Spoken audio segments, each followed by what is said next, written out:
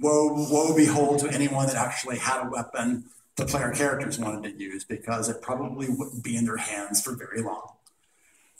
So we had a whole range of different character types that were adventuring through this game, but ultimately each of these types doesn't really have the best possible experience unless they have a sounding board or a challenging organization or NPC to sort of react against. But again, we were able to set up a lot of the organizations for Van Buren. Some of these will look really familiar if you played Fallout New Vegas or Fallout 2.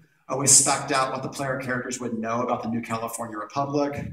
We'd spec out old friends like, hey, here's what the Brotherhood of Steel was up to before you got thrown in prison. A little information about Caesar/Kaiser, what he was doing in the time, like both in history and the modern day sections of the campaign. And sort of the origins for a lot of the different other organizations that were wandering around the wasteland that the player could actually interact with or get into conflicts with. And setting all that stuff up, not terribly hard, it's a matter of writing out that lore and then sort of having a player perception of it, and then the secret game master perspective of what all these organizations are up to. And we also had a great many NPCs as well. I dug up reference art for almost every single NPC the players would encounter, because I figured that would actually end up being valuable for concept artists down the road when they're fleshing out these locations. And we had a lot of NPCs that players could encounter, whether they would be antagonists, whether they be companions, whether they be people they meet up with for short periods of time.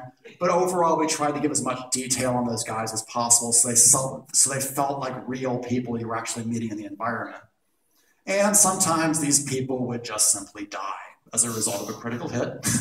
And we also made sure that we include this information in those character binders as well for like, hey, you know, here's the NPC you met. Sure, he's deceased, but at the same time, he might still have some background information that maybe proved to be relevant later had he survived. But now that he's dead, there might still be parts about it that are actually still relevant.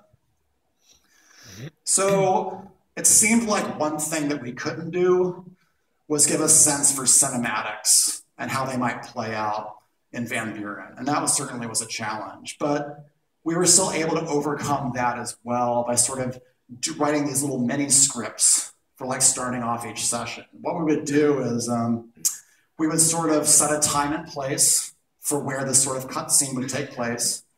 We'd have a series of paragraphs that would just sort of, I would read out to the players to start every session and go, all right, cutting away to the Boulder Dome. Suddenly the computer zaps is saying the following information. And that gets everyone sort of into the feel of the game session, provides them a place to start, gives a little bit of foreshadowing for things they might encounter later in the session, and sort of indicates like an element of mystery going on throughout the campaign as well. Because what we would do is sometimes we would actually do cutscenes and cinematics for things that were actually taking place elsewhere in the world and actually introduce characters the players hadn't met yet, but sort of give us to sort of like hint about things that were to come, which is a lot of fun to do.